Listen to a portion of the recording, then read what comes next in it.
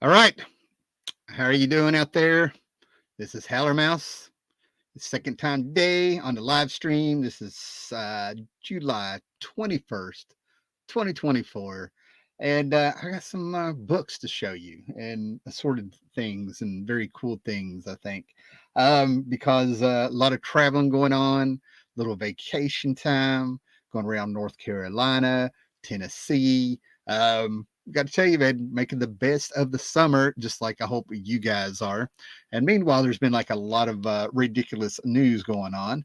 Yes, hello, John C. Twice in one day.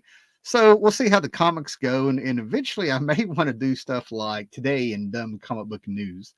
John C. Be like John C. Subscribe, like, hit the bell to make sure you know when I pop up on here. Because as the summer kind of peaks and comes down into, and it down, as it crests and then falls, probably going to be on here a bit more, right? Been working on the comic book room, staying home just a tad more after being on the road for so long. And of course, there's always work that we could all just like bitch about and stuff, right? So good to see you, John. Now, the second time today for you people in the future that he's referring to is as of right now on July 21st, 2024. It is, oh my goodness, I want to have to get my glasses. It is 5:53 in the PM this morning at 9:30 in the PM. So check it out. Go back in time and check it out. We had a little bit of about an hour with a YouTuber and comic book collector, Matilda Gothica, which I had a blast. Right when it got really cooking with showing comics and stuff, her internet went out. I ended the show. She came back. We talked for a little bit, and hopefully we'll have her on in the future and maybe get a little round table going at some point and stuff. That's what I would like, and whip out those comics and let's talk about them and stuff, right? What have we got here? Looking forward to seeing the Hall Man. Okay, yeah, I think I have a few things in here I showed last month, but it's been so long, I'm not sure, right? So here in a minute, I want to probably show you the wall, the comic book room. I haven't really tested it out to see about light and reflections and stuff, but I'll show you the wall that I worked on yesterday. I'm kind of proud of it. If you have me on Instagram, Howler Mouse on Instagram, you've already seen some of the things I've hung on the walls. I have that. That fortunate. I'm a very fortunate person. I could be back in a two-bedroom apartment and I would still feel the same way that I have accumulated so much very cool stuff, been very lucky that I've run out of wall. I need a wall. I have some wall over here. I have a little wall over there. I could fill this place up. And I got a little bin here full of posters and signed items, original comic book art that friends have sent me. Specifically Charlton 66 over the years and stuff. But we're going to get into the hall now since there's so many people on there. So let's get to that and maybe we'll look at the walls here later. As far as dumb comic book news, I would love to kind of talk about Neil Gaiman, the charges against him, and the lack of pure interest. That I'm not surprised by. I actually called it. But anyway, these are from a flea market last month. Like I said, I may have shown some of these, but there's, I've been. We can all enjoy comics and stuff, right? And let me know if you like this layout or you like the layout where I make my head that big and the comics take up more of the screen. But a little Silver Age book here. It's got some water damage. That's probably why they were so cheap. But this is the PT Boat Skipper Captain Storm. Some wall comics, some war comics from the Silver Age. And the beauty, if there is beauty in war, if you will, of seeing some military books, war books, especially from the Silver Age. A lot of these guys were veterans. Okay, so even if it's still a toned down story, because they knew kids were reading these and stuff, they still had that mentality and stuff, right? There's a lot of structure that could actually be very accurate and stuff, right? And as somebody who has been in the military during the 90s, I don't read a lot of military books just because of that. You can tell when these guys read this, right? One of the big reasons that NAM, the book, the Marvel book from the 80s, if you were around in the 80s and stuff, right? thanks to Rambo and a couple of other war movies and stuff like that, Vietnam really got talked about a whole lot. Talk shows, news, retrospectives, bringing in people who said that that war was hell, and other people are saying no, it was not that bad when I was there. It was really up there, right? So, what I'm trying to get at is that book was written by the writer on that was in Vietnam. Okay, and so he was pulling from stories from that. So there's authenticity you can feel in there. And of course, if you remember, Nam ended up like pulling a stunt where they brought in Frank Castle. So we got to see Punisher while he was in Nam. But anyway, I basically got this because of this beautiful, wonderful cover. Sometimes I will just get a cover despite having some water damage and a little bit of chipping and stuff, right? But man, I tell you what, oh, beautiful cover, painted cover, sketch cover. I don't know what they did to this, man, but that is a beautiful effect on that. Great stuff, right? Now let's take a minute to get a little bit silly, but I love all things Blade Runner, right? Decker, uh, more human than human. That's our slogan. Replicants, yes, Philip K. Dick, based on one of his paranoid dystopian stories. Do electric do oh my god, I have it up here.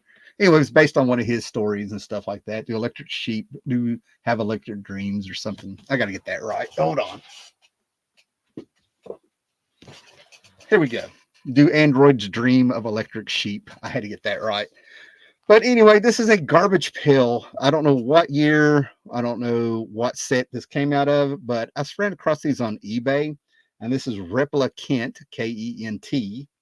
And they have A and B cards where they use the same cards, but they give them a separate name. Blake Runner. So, yeah, I had to get that. So now that goes with the Funko Pops of Blade Runner. This goes with, I had the garbage pail of Blade Runner. I had the laser disc. I did get rid of the VHS and also have, like I said, two separate DVD sets of it. And of course, I also believe I have a Blu-ray of it and stuff, right? I'm Blade Runner all day long. Possibly my favorite movie. So we have giant sized chillers here. Not a lot to say about this. This has been laying around. I haven't got to read this, but Bronze Age Marvel horror, I will get that all day long. It could be Bronze Age DC horror. I will get that stuff all day long. That is really the good stuff. So EC Comic inspired reprints. This is right when the Comics Code Authority loosened up, and they were able to start bringing this stuff in slowly.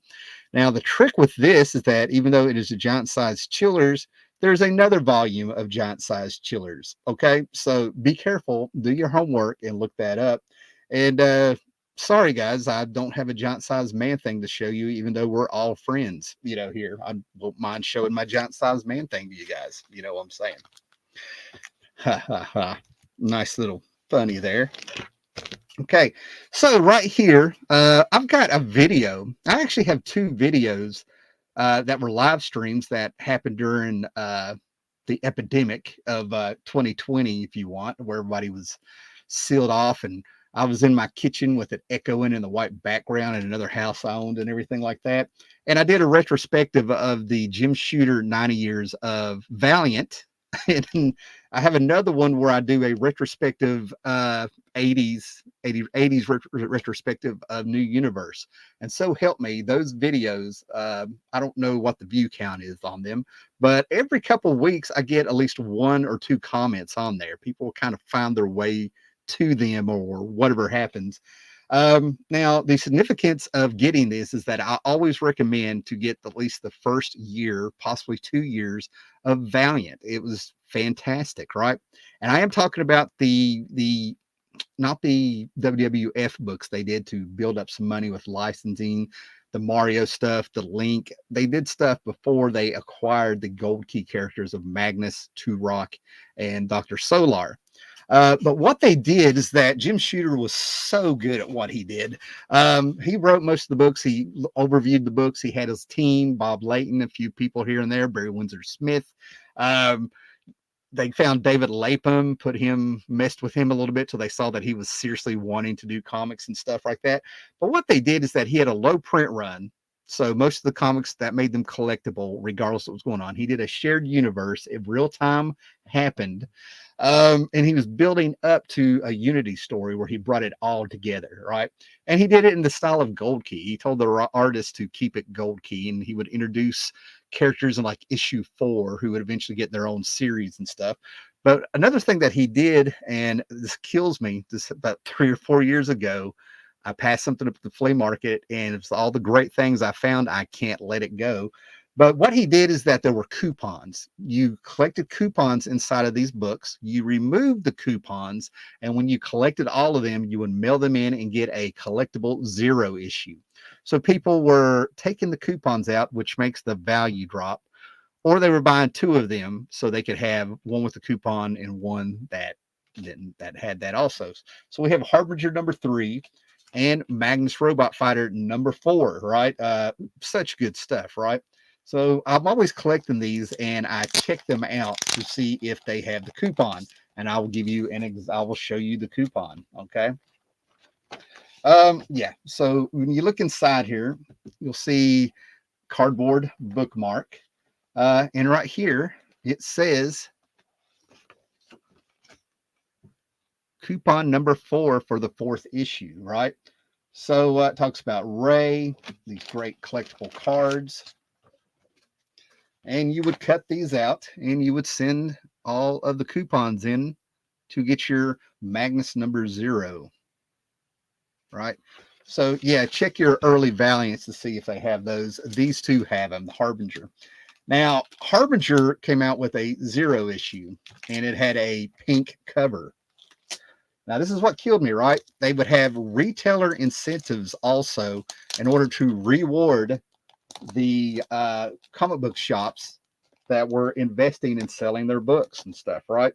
So they would get these retailer incentive books. This sounds normal, it sounds normal now, but this was a thing back then. So when they started an issue of Unity that went free for, it was a free book to get people involved in the Valiant universe, the retailer, if they ordered a certain number of Valiant books, would get a red label Unity, meaning the title on there would be red. The Harbinger came out with a 0 issue with the coupons. Harbinger took off. It was a superstar book, right? One that was in demand and still in demand, right? But what happened was is when they came out with the trade, they put a 0 issue in there, and it was a blue cover, I believe, if I remember right. And so, you get your hands on it, but not the pink cover. 3 or 4 years ago at a flea market in Dublin, as I made my circle through this flea market, I was hot, I was tired. My wife was also ready to go. By no means was this her fault. That's not what I'm saying. But I was ready to go too. But I found this old man sitting there, and had a tiny little table with 2, 3 short boxes of books and stuff, and some of them had been out in the morning and all day, and in between the bags and stuff you could see dew collecting in them, stuff like that, right? So I went through there and I saw the red label Unity, which was, that book is worth money, and I saw 2 of the pink cover Harbinger number 0s, and I thought they were just left over from some trades or something. I get home, I'm driving, and I'm like, wait a minute, there's a blue cover, pink cover, do you have it backwards, Howler Mouse? And I get home an hour and 10 minutes away, and it dawned on me that those books that are probably worth $125, there was 2 of them I could have got for $1. And I have sat there and mourned those for years, despite a lot of the great stuff I have found over the years. I hate being that way. We seem to be, as human beings, we forget to look at the positive and we think of those things. Oh man, we have comments. All right, John Jones. I have the Valiant run of Bloodshot. A lot of people love Bloodshot. I've got a couple copies of Eternal Warrior with his first appearance and stuff, right? I love the Bloodshot number 0 book. If you ever come across that, that is such a fantastic book. But heard Exo Man of War was worth a read. I loved Exo Man of War. I really loved that book. A Viking that is abducted by aliens, gets a hold of the exo armor, comes back to Earth, and due to the way that they travel in space using quantum physics and things like that Jim Shooter was on, he comes back in the 20th century, and ends up becoming a mogul ends up owning an electronics place. And then I'll go ahead and tell you, he does make it back to Viking times after Unity, and something happens to where he can't take the armor off after he gets back to his time. Such good stuff, man. Like I said, the first year, 2 years of Valiant, gold. And the first 8 issues of Ray. Yeah, I have those. I enjoyed Ray. I really enjoyed Ray. It was good stuff. And Paolo is here. He's back. Yes, yes. Victor Shea, twice in one day. That's right. That's right. Okay, so what you see here is, yes, it is a Tom King book, right? And, when I talk about certain things, just remember I'm never talking personally about a person, like I used to do Neil Adams, because I actually met him a couple times, watched him break the hearts of some of my friends and things like that. But anyway, I saw this. I knew that James Gunn was basing the Supergirl movie onto this. Tom King has somehow made it into the offices with James Gunn with all the DC movies that are coming out, whatever he's focused on. And if you go back and you check my Instagram again and scroll back a few little bit and stuff, I found the interview where Tom King more or less admits a little bit of nepotism, because I think it was his mother, was used to be a CEO with Warner.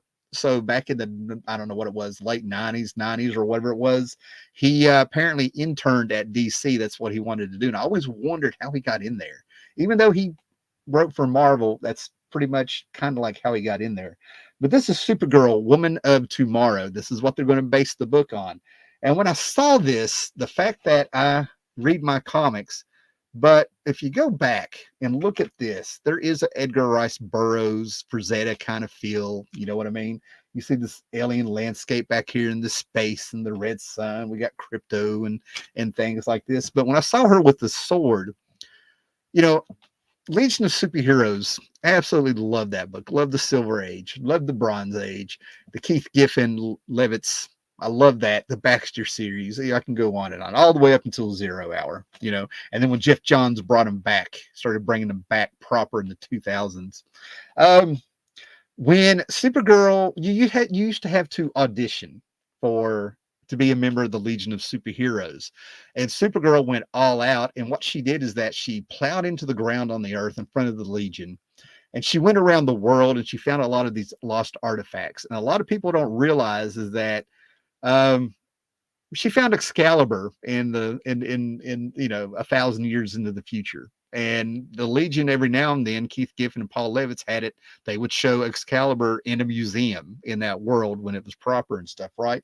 So I'm thinking Tom King did a little research for a change. Maybe he knew about her finding Excalibur and was going to make a little story about that. No, this sucked. Okay, this sucked. This was horrible. I'm like, what is going on? I bless the heart of the artist, who really seems like they really got into it and tried to put out some great stuff if you like this style of art. But yeah, I have a number one. It may go up in value the way things do with FOMO and your key collectors and things like that when the movie is about to come out, or when James Gunn messes with people on X again and stuff, right? So yeah, I found it. Didn't really pay that much for it, but it is demand, and I was like, Tom King, what else would I expect, right? And this, right? Being a kid of the 80s, I'm gonna go ahead and tell you, and I still probably have it around here, right? Had a GoBot. Two rich kids. I knew two rich kids, right? I almost want to say their names, but one is still around in the town. Actually lives in the same house that he grew up in, but only the rich kids really got the Transformer toys. And when I saw Megatron, that was actually looks like a real gun. He would keep it in the packaging. At least he was thinking ahead. I knew there was something there, right? But I was poor kid, so it was GoBots. If I decided to spend, get my $5 allowance and go that way with it, got a few of them. No big deal. Still a He-Man G.I. Joe guy. So imagine when this came out, we had G.I. Joe versus Transformers, and in this miniseries, Spider-Man popped up, I think. So this was fantastic. This is like my second or third copy, but here's what's so funny. I carried around the 4-issue miniseries, which is admittedly kind of bland. Maybe the nostalgia will do something for you.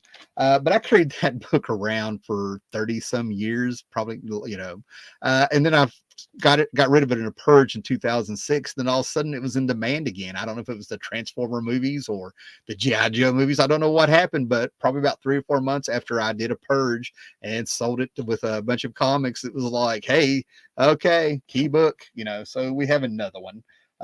Good stuff. Good stuff. Tell you what, 1986, yeah, 25th anniversary, 1986. That was a great time to be a kid and be in comics. 13 years old in comics.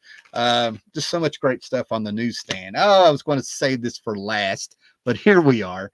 This was the purchase of the month. And if I do that math where I don't count a little bit of what I traded, and I did talk the guy down a little bit because I actually got the book out and sat there and showed him some of the flaws. He knew about it. Um, and then what I had in my pocket, it basically came to $20, my friend. But for you people who may not know what this is, and surely to God, if you're watching this channel, you're not one of those people. No judgment if you don't. This is the first appearance of the new Teen Titans. Okay, when I say new Teen Titans, right here, DC Comics presents number 26, 1980.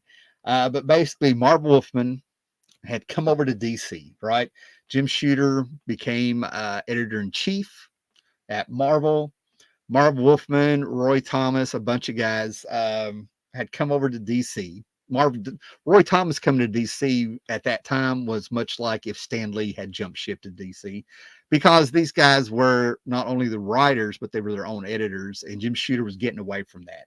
If I understand correctly, if I remember my lore correctly, when it was announced that Jim Shooter was editor in chief, they kind of knew that's what he was going to do. But I believe it was had to be Marv or Roy got on the phone with him. Went, what are you going to do? What are you going to do?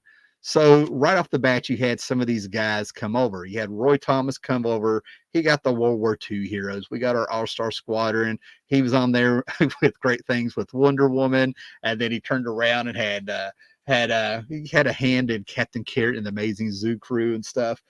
Infinity Incorporated, some great stuff. Marv Wolfman comes over, starts planning with Len Wein the 50th anniversary of DC that is 5-6 years away, and they're already starting to plan on Crisis on Infinite Earths. And at the same time, he and George Perez end up bringing 3 new characters and added them with 3 older characters of the Teen Titans. And then it was just magic for people, right? I've told the story many times. If you're an old school guy, I was 7-8 years old. Even I knew about John Byrne and Chris Claremont on the X-Men, even though I've been reading the Silver Age stuff of my stepdad's. It was quite a jump to see John Byrne stuff. I had a friend named John who was about 16 when I was about 7, and he was a big Cyclops fan. And he ended up dying. He had a heart attack while he was swimming in the pool for the swim team at that very summer. And so you had the Teen Titans with George Perez and Mark Wolfman going neck and neck with Chris Claremont, Dark Phoenix, and John Byrne going neck and neck with everybody, right? And of course, I'm so contrary. I stayed away from all that stuff, right? I'm sitting here getting All Stars, using my little allowance to get team books, Justice League of America, All-Star Squadron, Avengers, and there's some other stuff mixed in there, don't get me wrong, but yeah, I totally missed out on this, and they reprinted it in issue 59 when the Baxter series came out around 85 or 84. Now, if you want to know how big of a deal this was, let's see, where is it? Is it in reach? Yeah, let me grab something.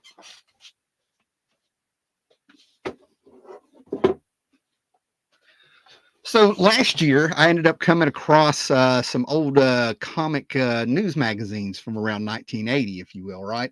I don't know if they were Amazing Heroes or Comic Cavalcade or whatever it was, but they would show you the top 100 books and stuff, what was selling, right? So this led to New Teen Titans #1 and became the #1 selling book at DC at the time. Before that, the #1 selling book was Mike Grell's Warlord. So this got dethroned. So if you're always wondering why there's people who have a little bit of reverence for Mike Grell and why DC sort of seemed to like always kind of worked with him or would try to bring this character back and stuff. Because at one point, this really was the #1 selling book at DC. You know, go figure. Good stuff, right? So I'm very happy, very fortunate, very lucky because I never thought I would find this book. It's not a holy grail book. People use it. I'm the one that tagged the term, the did the term holy grail through YouTube and stuff like that and stuff. And holy grail is when you have that one book you chase most of your life, right?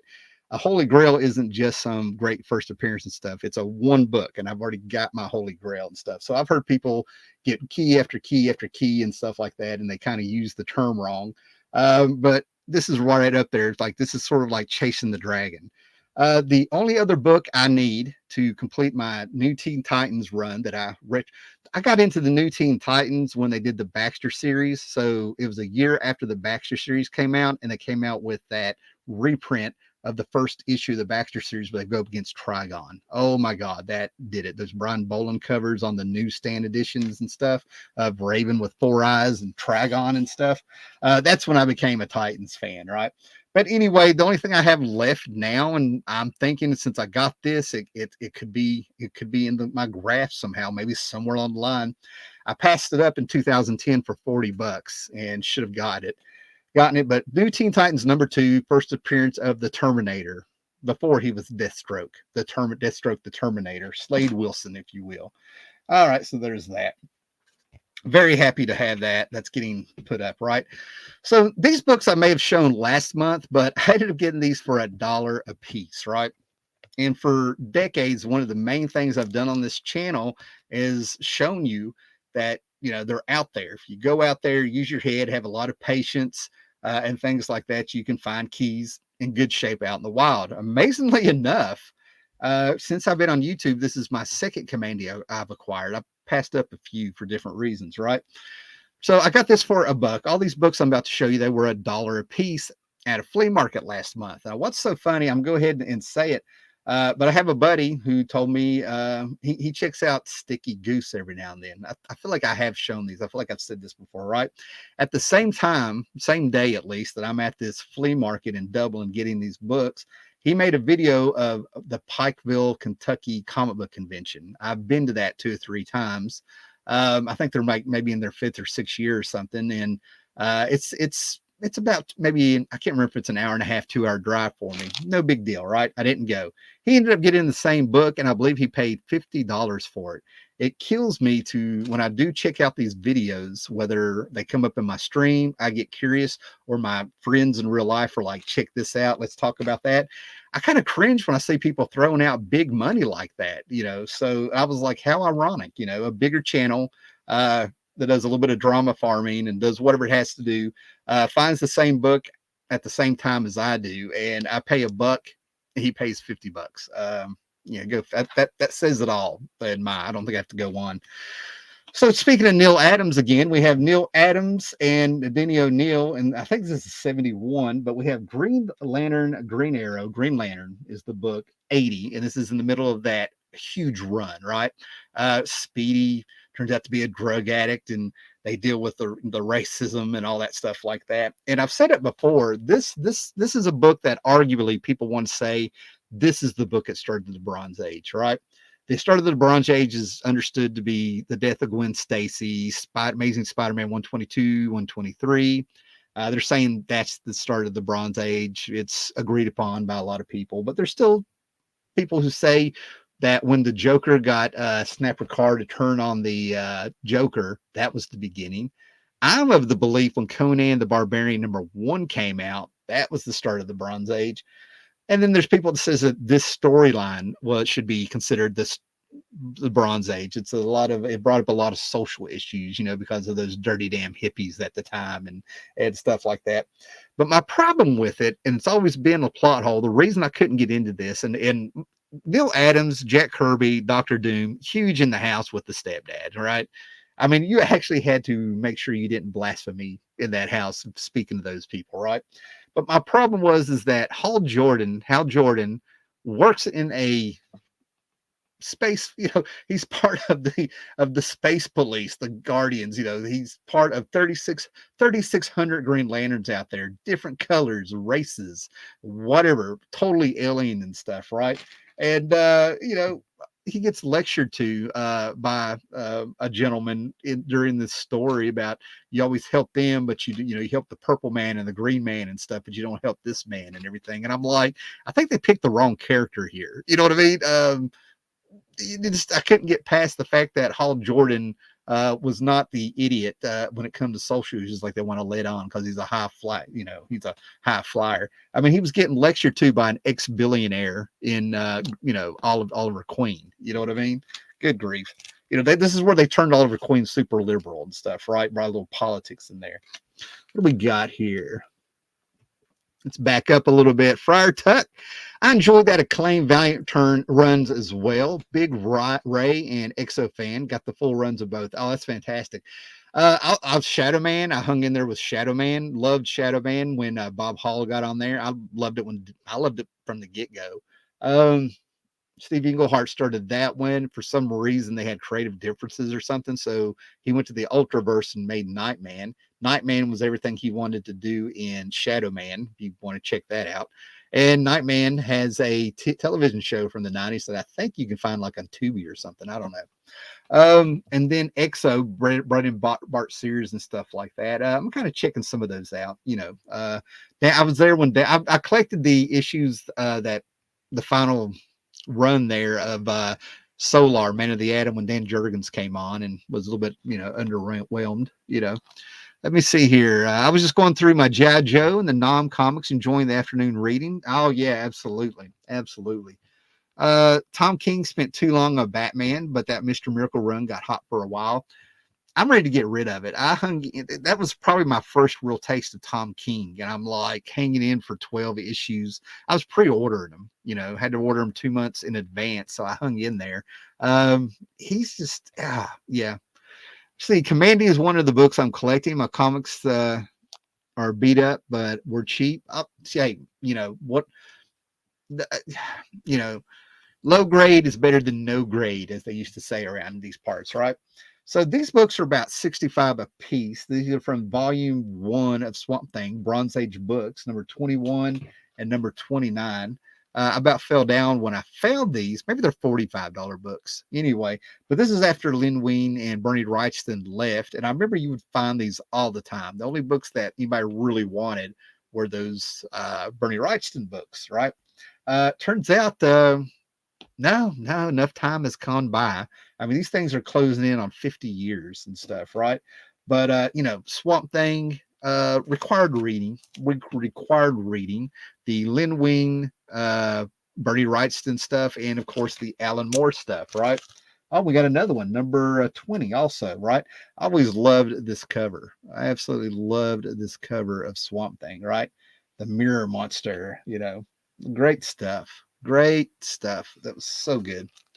And then we have the Shadow here. There was 12 issues of this that DC put out. Howard Chaykin was attached to it before he was a star.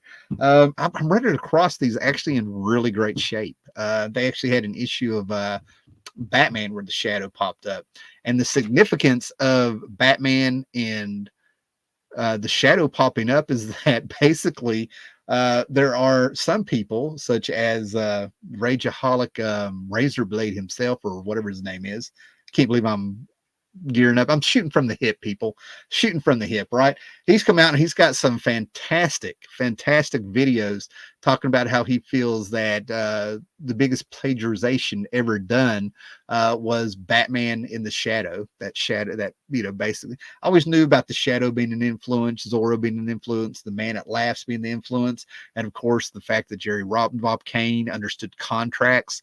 So Jerry Robinson and Bob Finger all sort of had to get their acclaim later on, if you will. But anyway, these pulp books are just fantastic. I love the stuff from the 70s. I have been listening to, I probably listened to the same, I don't know, 6 episodes probably on cassette back in the 90s. That's all I could get a hold of. So when the internet came out, I was finding the Superman radio shows and the shadow shows online. That was some of the first stuff I was playing around with, right? And then, of course, we have some astonishing tales. The character It, sort of, I guess he's a golem or something. I don't know. I can't. I'm gonna have to get out my official handbook of the Marvel Universe and get caught back up on it, so that when I read it, I go, "Oh yeah, that's what he's all about." Stuff like that. So let's go back to the Commandy book. I meant to do this, right? So I've talked about it, mentioned it off and on and stuff, right? This used to be my favorite book, and it will always have a place in my heart. It's probably may still be my favorite book, but this was Starman's Son by Andre Norton, right? I think this is an 80s copy, but basically when I was 12, one of my stepdad's friends, his name was Buford, I actually would go to his apartment. We'd play Zelda on the Nintendo and stuff, and I've noticed since he was 17 and I was 4 years old, right? So very comfortable with him, not stuff like that. We're actually still friends and stuff, right? And we always pick up. He's the guy that introduced me to Dungeons and Dragons with his friends around this time and everything like that.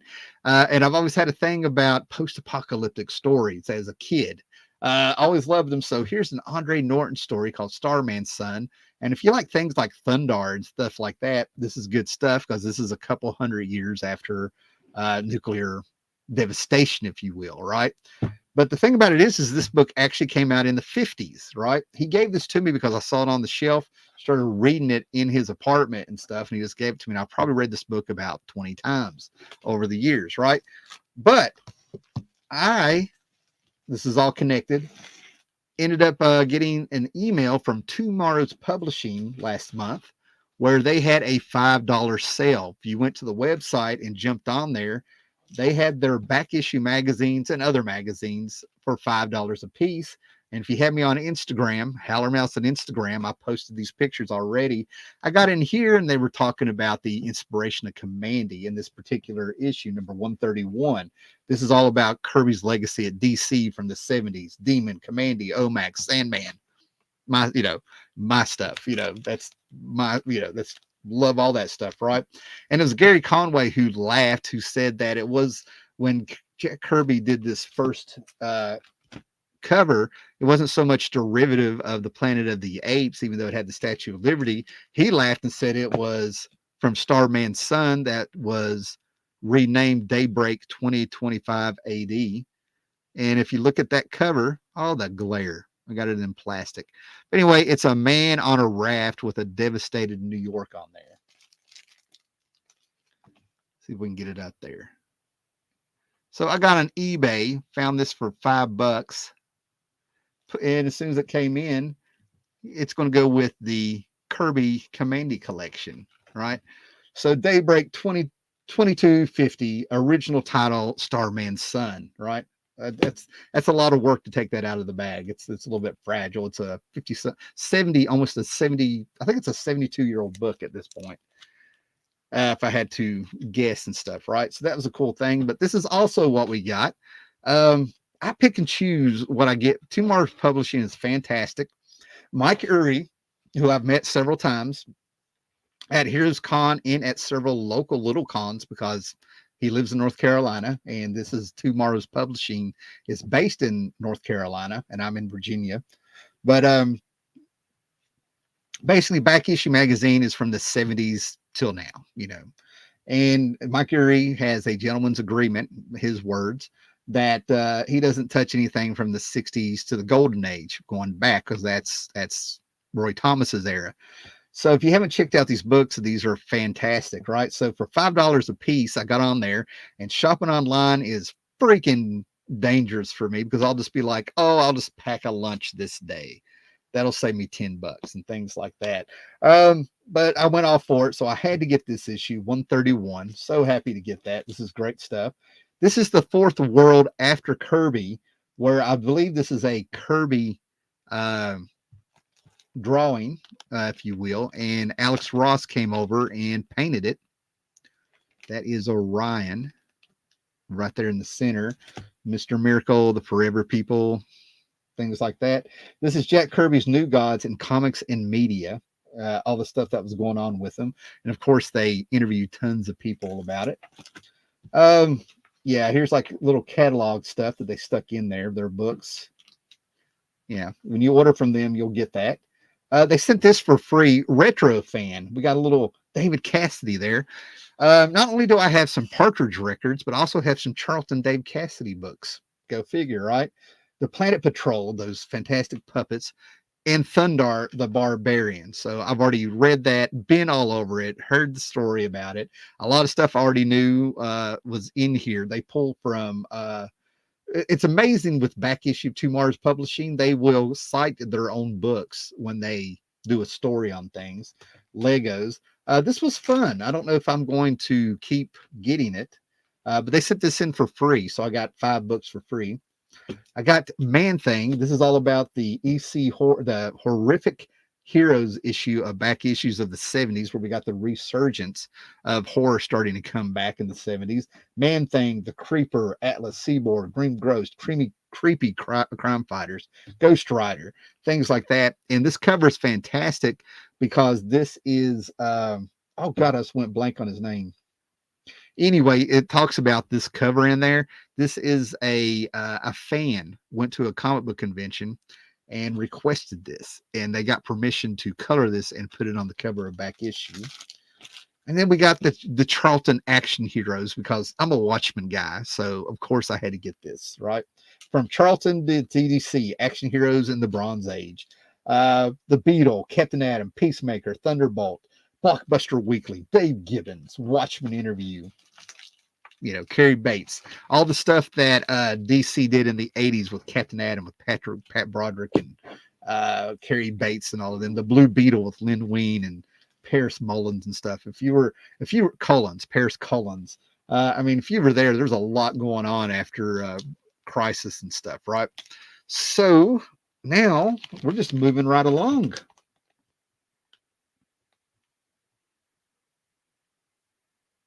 Here we go. Do some comments here.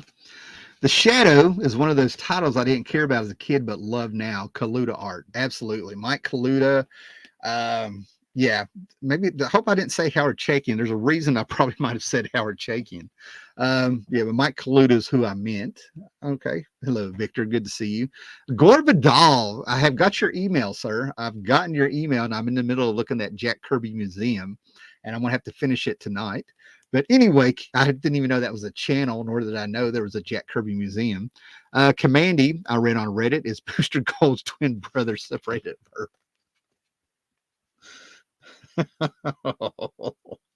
Oh, you stabbed me, sir. You stabbed me. Oh, that hurt. Oh, I was blindsided. Oh, that is the quote of the day. Oh, man. That's going to throw me off now. That's going to totally throw me off. Facts, Gore. Oh, Paolo. Oh, it's a mutiny. It's a mutiny. Too much fun with my pain. Oh, my God. Booster Gold. I will never escape that son of a bitch. Anyway. Oh, here we go. Kirby Museum news. The Kirby Museum helped my local comic shop organize Kirby's 100th anniversary exhibit at the Armando's Comic Festival. That is awesome. Let me back up with what I said. I knew there was a museum, but I had no idea that they had a YouTube channel. That amazed me. Yes, Gore has scored a victory today. All right, so these, I had to get these, right? These are from Mr. K's in Johnson City, Tennessee. And you've heard me talk about McKay's, right? There's McKay's. Mr. K used to be part of the Mr. Let me get these names right. Mr. K used to be part of McKay's, okay, the franchise, if you will, right? Chattanooga, Tennessee, Knoxville, Winston-Salem. I'm sure there's more out there. And this is where you take anything, comic books, novels, old toys, DVDs, Blu-rays, vinyl records, video games, and things like that. And you take them to them, you can get store credit, then they resell it. And they have things like comics for $2 all the way up, $8, $20, and stuff like that. But I think these came to two of these were $8 and one was 5, right? And I'm going to talk about them because I don't know if they'll blow you away or not, right? But I love Frank Miller's Sin City, right? I was there at the beginning of Frank Miller came back from Hollywood after having horrible experience in Hollywood over his RoboCop movies, and he set out with Dark Horse to make a comic that can never be adapted by Hollywood, and we got this fantastic Sin City stuff, right? This is I have the issues. It took me forever to get this, right? But this is Hell and Back. I think this is the 7th or 8th book of it. And this is just a collected edition. About a year ago, I went to a comic book convention in Charlotte and had a chance to get a huge, nice trade of this for $5. I passed it up to get a bunch of Conan stuff. So I was very happy to find this. That way I don't have to dig my books out. That's where we're at with my collecting now, getting some of this stuff to where I can just pull it off the shelf because, as I always say, I read my books, but either you like the Sin City stuff or you don't. I love the Sin City stuff, the noir feel. This one's just a tad bit different because the protagonist is ex-military and an artist. Okay, he's an artist, right? And he ends up having I think an LSD trip. And we get a little bit of color for a change with our Sin City because basically he's on drugs. He sees Spartans. He sees Captain America. He sees Ronin. He sees Rambo. I hope these are showing up. Yeah. So here's the Spartans. So and then his trip just gets bigger and bigger. Rusty the boy, Rusty and big guy, and Rusty the boy robot. Martha Washington, Wonder Woman's ass. They say Captain America's ass is America's ass. I'm to go with the Wonder Woman. That's America's ass, even though she's an Amazon. He sees Moses and Dirty Harry. He sees Santa Claus and he sees Santa Claus, and we get some robots from the Terminators. And like I said, we get, and the characters go just more and more while he's tripping out. It leads up to a big 2-page spread, sort of towards the end of the story there and stuff, right? So that's one of the reasons I was like, talk about going out with a bang, just great stuff. Now, believe it or not, and every now and then I don't track these things, but I do try to kind of pay attention. But I found 2 trades, and sometimes when these trades go out of print, these trades will be collectible, right? These are worth $30, I think, a piece, right? Actual comic book price guide. But if you get on eBay and you go after these FOMO sellers and online sellers and key collectible sellers, they go for up to $60 to $80 when I looked these up a week or 2 ago, right? But this is Hitman, number 6 and 7, the last 2 trades, okay? Hitman, Garth Ennis, right? When he was doing Preacher and stuff, for Vertigo, he was doing a Hitman, this book in Gotham City, DC's Gotham City. And there's things that cracks me up. You read this book, there's things that he acknowledged that he sort of takes a little bit of the piss out of some of the heroes asking about things, right? Like he's sitting around in a bar and he's like, have you noticed about once a year, it seems like the heroes have to take off and they have some big crisis going on and they save us and then nothing's changed. Then a year later it happens again. Yeah, I wonder what that's all about. Things like that. He acknowledges things, right? But Hitman came out of the awful, terrible Bloodline. They even gave examples. They brought up Bloodline. They talked about this, or the DC's sun going out during Final Night. They talked about all this stuff, like what's with all this stuff happening once a year. And they even talked about invasion. They're like, remember when Australia got invaded and all that stuff? It's so funny to read their point of view because Garth Ennis doesn't like superheroes. Thus, he's got one right in Gotham City. But anyway, he's a hitman with morals. He'll decide. He only goes after the bad guys if you're hired to get him on. But he was hit during, I've already said what, the Bloodline storyline they had going on during the annual event of 94 or something like that. Through all the annuals, these aliens came down and ended up, people got powers from getting bit by them or something. Who knows? But anyway, he ended up getting telepathy and it messed up his eyes because he also has x-ray vision. And he hangs out in bars and hardly ever uses them. And he has his buddies and he's a veteran of Desert Storm. and madness ensues. Two-headed mobsters, demons in hell. There's one demon in particular who they want his ass. They want him, and they send a demon after him named Bator, Bator, and then he will go on and becomes an ongoing character, if you will. And Garth Ennis tried to give him the title of Master so that he would be Master Bator. With his credentials from hell there. DC squashed that and stuff, right? So you have volume 6 of this. 37 to 50 is what's in this one. Issues 37 to 50. The series ran for 60 issues, a 1 million issue. I think it was a mini series where Hitman meets the Justice League, and he also had a one shot of I think he had an annual, a pulp annual, and then he also had a Lobo one shot. He and Lobo met, right? So here's number 7, closing time. This one is fat. This one is thick. That's the cover for the last issue, number 60. And if you know Butch Cassidy and the Sundance Kid, then you're going to like how this ends. I have all the issues. It's been years since I've sat down and read them all, but I think it's about time. But I'm just going to pick up with these 2 volumes. So I found these for 8 apiece, and I'm like, I'll put them on the shelf. And then I started trying to look them up, and I'm like, 2010, 2012. I don't remember these ever coming out. And apparently they're out of print. So you can actually find trades. These are in beautiful condition. Beautiful condition. Somebody's took care of them, right? But yeah, I recommend Hitman. Like I said, it's got a little bit of a sense of humor to it. If you like wise guys and stuff like that. Things that happen. The first story arc for Hitman, if I remember correctly, is he is hired to break into Arkham Asylum and kill the Joker. And thus Batman pops up, and now Batman has to stop the Hitman from killing Joker.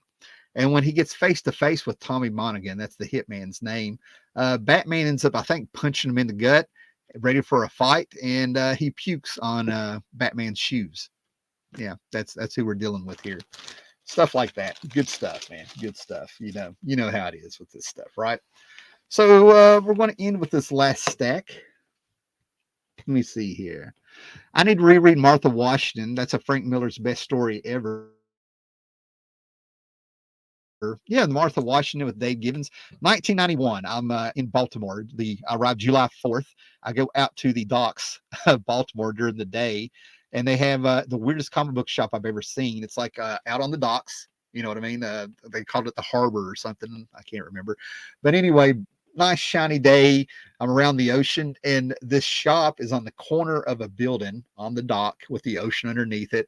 They just opened 2 doors. It's like the corner of a building and 2 doors on each wall.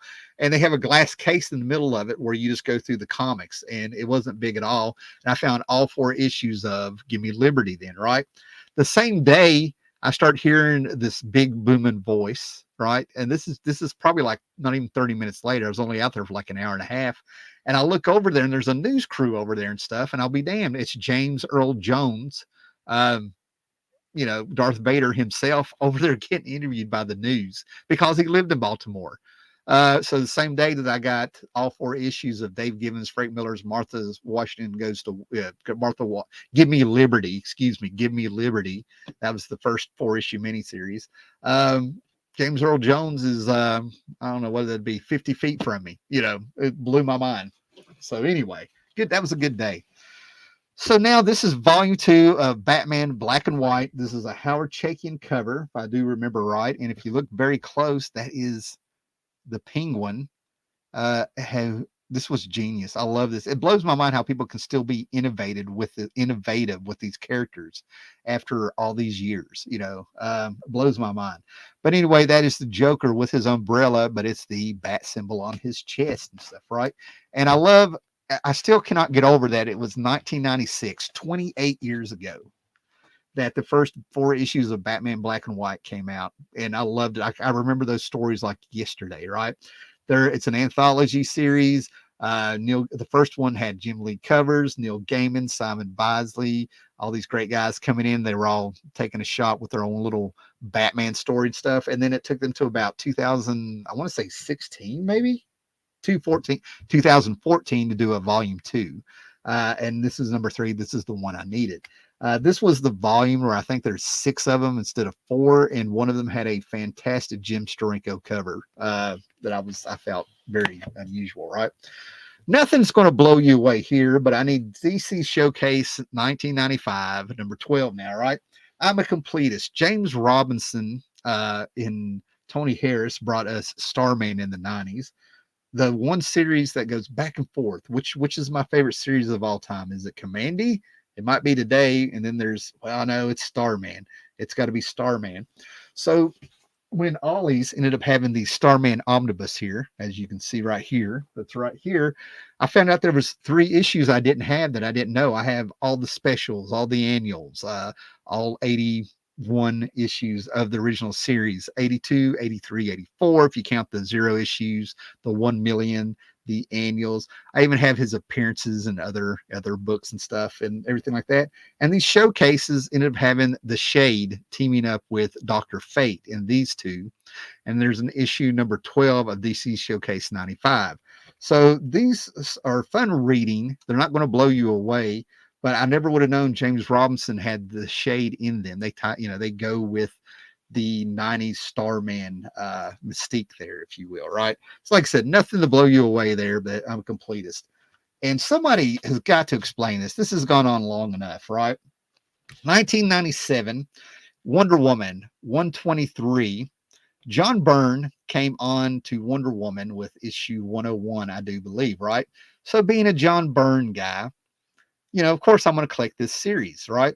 He did Generations, and let's face it, this was sort of John Byrne, not quite the John Byrne that we knew and loved. Let me get that off of there. Excuse me. Oh, John Jones loved Hitman. Absolutely great stuff, man. A lot of people immediately want to do a knee-jerk thing and put down the 90s. There was some good stuff, a lot of good stuff, right? But anyway, we're back at the 90s, and this is a Jose Garcia Lopez cover. One of my favorites, if you will. And this is issue 123. And I think John Byrne did 36 issues of Wonder Woman, right? So the first 15, 16, 17, no problem, right? And then all of a sudden, it's like from issue 118 to about 128, they're impossible to find. I don't understand what happened.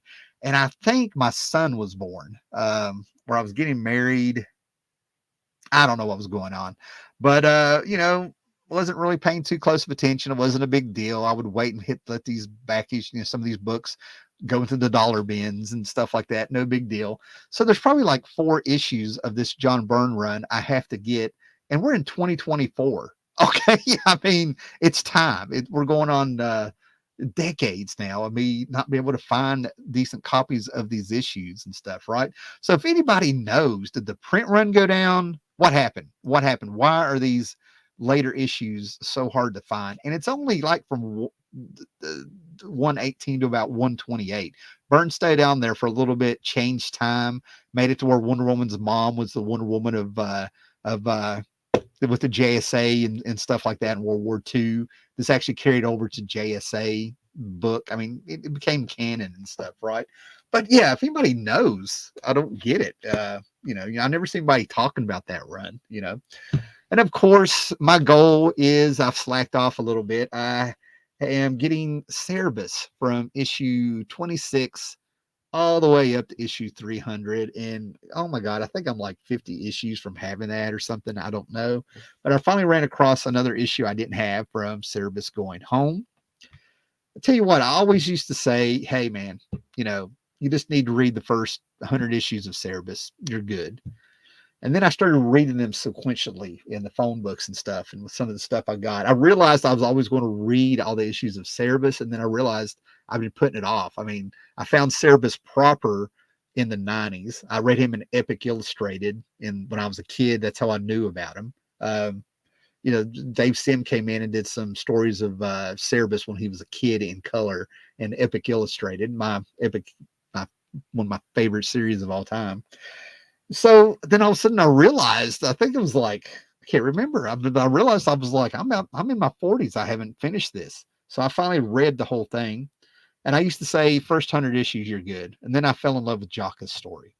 Then I'm like, okay, the first 140 issues, right? You can skip Melmoth. And then all of a sudden I'm like, well, Melmoth, you have to read to understand the ending of what's coming of Cerebus. And then all of a sudden, Flight was good and great. Neil Gaiman, and he did this. Now I'm like, I just do about the 150 to 175. And then I read Guys all the way through, and then Rick's story. And you just, yeah, that's where you need to stop, because then it just gets really weird. Going Home is a pretty good story. They each have their own different tone. And what you have to remember with Cerebus, enough time has gone by that some people may forget this, but the whole goal of this is that Dave Sim took on the challenge of doing 300 issues of one person's life, not just a comic book series. So when you're young, you're adventurous, and you go out and you do things, then you have relationships, then you have those times where your life's kind of like a dud. Now it feels like there's not a lot going on. So it's one great big huge piece of art is what it is. Okay. And of course, Dave Sim has a few problems as he got older and stuff, right? And we're going to end, I do believe. Let me look around here. We are going to end with some fun. Oh, what we got here? Let me check these out. See, Woodward's popped in. Let me make sure I didn't miss anybody's. So we're going to end with a little bit of fun, as you can see with that glaring. See, Woodward. All right, see, Woodward 19 is here. Check out his channel. I have him on Instagram, man. I haven't been watching a lot of YouTube, except for dumb comic book news, which I don't know. Maybe I'll comment on some. Maybe I'll make a list of the things I've noticed that's been happening, like with Neil Gaiman and stuff like that, and come on and talk about how stupid it is. Being a huge Fire Tuck, being a huge Starman fan, I got to hunt down the Showcase 96 now. Yeah, Showcase 1995, number 12, and then what were these? I'm going to help you out here. I got to find that Showcase number 12. Keep an eye out for it. But this is issue 4 and 5 of Showcase 96. Okay, the Dr. Fate issues. I would just look up the bibliography of James Robinson, see what you need there. Prime Collector number 1. What a surprise. Glad to see you here on the internet. I hope you and your family are doing great. Yes, we are Prime 1 Collector. We are doing fantastic. We've had a great summer. Let's see. Hawkman and JSA were also great 90s reads around the time of Starman. Let me tell you something. Jeff Johns, I think he did the first, I want to say 26 issues. I'll have to go back and look. But when James Robinson and Dave Goyer did JSA, I've got the boxes right here, over here, right? Maybe I'll flip this camera around. Oh, hold on. The charger came out. We don't want Comic Cam to die. But yeah, I have them over here. I have it to where I can get to them easily. There's my JSA that has the Hawkman in it, James Robinson and Starman, and right beside of that, I have All-Star Squadron, Black Adam, the Hawkman issues, and the second volume of Justice Society of America that followed it. Those are some of the most underrated books. James Robinson, Dave Goyer brought back the JSA. That's how Starman was in there. And then Jeff Johns came on and just took off with that book. He'd been doing Stars and Stripes. Number 0 had a Jack Knight appearance in it, and apparently that's worth some money now. It's just great stuff. That's just a great block of books. You can throw in the Golden Age, James Robinson's Golden Age, and you've got like this perfect set of books that it's just a world in its own with it all ties up. And those Hawkman books, they finally got Hawkman right, and they had to. And as soon as Johns was gone, they had to buck it up. Jay jumped ahead a year. Walt Simonson, I think Howard Chaykin was doing covers. Walt Simonson's on the book, and it's all about Hawk Girl and whatever was going on. The rise of Black Adam as a character, great stuff. Just a great era. Oh, see, Woodward brother, thanks. Think the first Wonder Woman comic I bought was 100 from that run with that full text, the Flash, Superman, and Green Arrow had. Yep, that's when it was like the death of Clark Kent. The whole cover was black, and they had great big huge silver letters with the title, and the character would be like a silhouette at the bottom or something like that. Yeah, I know exactly what you're talking about. I have the George Perez issues and stuff, man. A lot of those, at least the first 2 years, I think, up to issue 26 or whenever he was still doing the art, I think. Gore Vidal, we got to get you on here to talk about this. I always think about like the high tier books when I think of Gore Vidal. You know what I mean? Cerebus letter pages are interesting, which is one of the reasons to buy the singles. Absolutely. That's why I keep a lot of the singles and the floppies and stuff, right? And I have forgotten more than anything. I have books where I'm just reading the letters page and there's Ray Bradbury and thinking I'm going to remember him. Kurt Busiek was all over the place in Bronze Age books. That's how he got to be friends with the editors. Um, Oh man, I want to have to like slow down and think of one I recently found. I'm sure I took a photograph of it and stuff, right? But it was in my Leave It to Chance books. I'm gonna have to get those back out because in issue 2 or 3, somebody wrote a letter in that was like a high tier person. I cannot think of who it was, and I'm like, oh yeah, I'll remember this and stuff. Yeah, but those letter pages, the editorials, there's so much trivia that I have known and forgotten. That I found in those pages of the comics that had nothing to do with the story and stuff. And Hawk World, I got a buddy who's a huge fan of Hawk World, and being a Tim Truman guy, I kind of surprised I didn't jump on Hawk World with Graham Nolan doing the artwork. I think after Tim and John Ostrander did their thing. I think, yeah. All right, what's up, Christopher? Okay, so we're going to end with something pretty light, and I was really surprised to find these, and it surprised me that these books are actually worth a little bit, right? So Gold Key in the early 70s, right? As a kid, I read Super Goof. I will still get Super Goof books. I wished I had every one of them. This is where Goofy would get superpowers by eating magic peanuts, right? You had Underdog also through Gold Key, and oh my God, this is like standard. Gold Key, and they had another Whitman, yeah, or something like that, right? But anyway, Gold Key came out, and these books would be in packs 3 for $1. Were they ever on newsstand? I don't know, right? But this is issue like 2 and 3 of Bullwinkle and Rocky from like 71 and 72. Number one, not 3 and 4. Number 1 and number 2 actually came out in the 60s. And as sporadically as they came out, they kept the numbering the same. And these two books are actually worth a little bit. Maybe, I think, I looked it up. I can't remember, $65. A lot of the books I've been getting are worth $65 to $125. So they're all starting to run together in my head, right? So Bullwinkle and Rocky, that's how you got to find them. Good stuff, right? There's Sherman, if you know Sherman. But Sunday mornings, these were in reruns, right? Underdog was in reruns. Rocky and Bullwinkle were in reruns.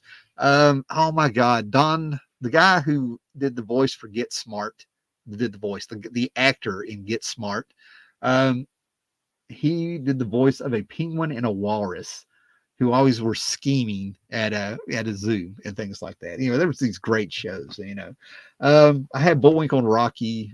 Finally, had the entire thing on DVD. I gave in and got the set. And if I remember the set correctly, Rocky and Bullwinkle started out as season sets on DVD. You got the first season, you got the second season, and then the collectors were going crazy when they got the third season. They got their fourth season. They were salivating. I saw them on message boards back in the day. They're like, oh, we got one more. I'll have a complete set. And they never came out with the fifth one. They came out with the entire series in a DVD set, screwed over all the people who were getting the singles. Yeah, screwed them over. Anyway, so Bullwinkle and Rocky, I enjoy these. Super Goof, I enjoy these. But as a kid, my favorite were the Beagle Boys. For some reason, the Beagle Boys, if you know who they were always after Uncle Scrooge's money and stuff like that. But the Beagle Boys were a bunch of criminals. They all had orange shirts. They all had blue caps. They all had the domino mask and blue pants. They all looked alike. They would all walk around, and they didn't have names. They had their prison numbers: 063137, 073068. And that's how you had to know the characters. And for some reason, as a kid, I absolutely loved figuring that out. I don't know why. So yeah, in the midst of reading Silver Age, you know, the stepdad and the uncle's horror magazines, and the Conan stuff, and the heavy metal magazines, and John Byrne, you know, the 1979 Avengers, and all that stuff like that. I had room for this stuff. Right here, we are in the later 70s. But like I said, if I remember, these came out in 3 packs. There's one more. And this was a pisser. You're always supposed to check out your Bronze Age books if they're Marvel, at least. Seriously, right? Because people will cut out the Marvel stamps, and you'll get home thinking you have a great book. Turn around, and I got this one because it's beat up, and I'm like, well, I'll pay $1 for it, even though it's all beat up, because it has this extra 16-page fun catalog. So imagine me, a grown man in his early 50s, sitting on the couch as his wife is watching Two Broke Girls, or wherever that show is. And I'm over here being all manly looking at my Bullwinkle and Rocky comics. And I'm like, the catalog's not in here. Somebody took the catalog out. I have a Batman comic. It's a 100-page giant or whatever it was in the 70s. And it had like, it's supposed to be like, I don't know, 4 or 5 pages of all the Batmobiles and stuff in the Batcave, and I get it home and it's ripped out. That devastates me. Who knew that my kryptonite was not only Booster Gold, thank you, Gorvidal and Paolo, but it's also having stuff ripped out of my comics. And then, of course, a fun, fantastic issue from 1971, Turok, Son of Stone. Turtle people offer their island god a double sacrifice.